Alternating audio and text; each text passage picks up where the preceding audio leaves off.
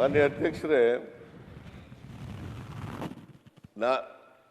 ಅಶೋಕ್ ಅವರು ಹೇಳಿದ್ರಲ್ಲ, ನಾನು ಬಜೆಟ್ ಭಾಷಣ ಯಾಕೆ ಓದಿದೆ ಅಂತಂದ್ರೆ, ಬಹಳ ಚರ್ಚೆ ಮಾಡಿದ ಮೇಲೆ ಒಂದು ಸರ್ಕಾರವಾಗಿ ಉತ್ತರ ಕೊಡಬೇಕಾಗಿತ್ತಲ್ಲ. ಅವ್ರು ಏನು ಉತ್ತರ ಕರ್ನಾಟಕದ ಬಗ್ಗೆ ಉತ್ತರ ಕೊಡಬೇಕಾಗಿತ್ತಲ್ಲ. ನಾನು ಹಿಂದೆ ಮುಖ್ಯಮಂತ್ರಿ ಆಗಿರುವಾಗ 2013ರಿಂದ 2018ರವರೆಗೆ ಮುಖ್ಯಮಂತ್ರಿ ಆಗಿರುವಾಗ 2 ಸಾರಿ ಸುದೀರ್ಘವಾಗಿ ಚರ್ಚೆ ಆಗಿದೆ. ಜಗದೀಶ್ ಶೆಟ್ಟರ್ ಅವತ್ತು ಲೀಡರ್ ಆಫ್ ದಿ ಅಪೋಸಿಷನ್ ಆಗಿದೆ. ಅಲ್ಲಿ Eshwarappa leader of the opposition ಆಗಿದ್ರು ಕೌನ್ಸಿಲ್ನಲ್ಲಿ.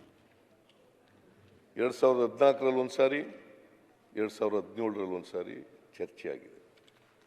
ನೀವು ರೆಕಾರ್ಡ್ ತೆಗಿಸಿ ನೋಡಿ. ನಾನು 2 ಗಂಟೆಗೂ ಹೆಚ್ಚು ಕಾಲ ಉತ್ತರ ಕೊಟ್ಟಿದ್ದೀನಿ. 2 ಗಂಟೆಗೂ 2 ಸಾರಿ, 2014ರಲ್ಲಿ, 2017ರಲ್ಲಿ ದೀರ್ಘವಾಗಿ ಉತ್ತರ ಕೊಟ್ಟಿದ್ದೀನಿ. ಮಾಧುಸ್ವಾಮಿ ಅವರಿಗೆ ಯಾಕೆ ಕೊಡ್ಲಿಲ್ಲ ಹೇಳಿ? ಆಮೇಲೆ ಅದು ಒಂದೇ ಸಾರಿ ಇಡೀ 3 ವರ್ಷ 10 ತಿಂಗಳಲ್ಲಿ ಒಂದೇ ಸಾರಿ ಚರ್ಚೆ ಆಗಿರೋದು 2022ರಲ್ಲಿ. ಒಂದೇ ನಿಮಿಷ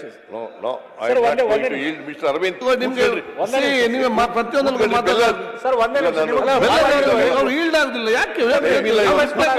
ಮತ್ತೆ ಮಾತಾಡಿ ಕ್ಲಾರಿಫಿಕೇಶನ್ ಕೇಳಬಹುದು. ಮತ್ತೆ ರಿಕ್ವೆಸ್ಟ್ ಮಾಡ್ತಾ ಇದ್ದಾನೆ.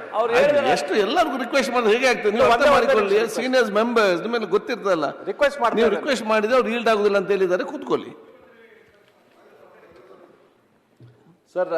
ನಮ್ಮ ಮಧುಸ್ವಾಮಿ ಅವರು ಕೇವಲ 54 ಶಬ್ದದ ಉತ್ತರ ಕೊಟ್ಟು ನಮಗೆಲ್ಲರಿಗೂ ಕಡಿಮೆ ಉತ್ತರ ಕೊಟ್ಟಾರಂತೆ ಮುಖ್ಯಮಂತ್ರಿಗಳು ಏನು ಹೇಳಿದ್ದಾರೆ ಅದನ್ನು ನಾನು ಒಪ್ತೇನೆ.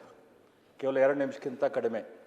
ಆದರೆ ಅದರ ನಂತರ ನಮ್ಮ ಆಗಿನ ಮುಖ್ಯಮಂತ್ರಿಗಳಾದ ಬಸವರಾಜ ಬೊಮ್ಮಾಯಿ ಅವರು ತಮ್ಮ 23-24ರ ಬಜೆಟ್ದಲ್ಲಿ ಕಿತ್ತೂರು ಕರ್ನಾಟಕ ಅಭಿವೃದ್ಧಿ ಪ್ರಾಧಿಕಾರ ರಚನೆ ಮಾಡುವಂಥ ಘೋಷಣೆ ಮಾಡಿದರು.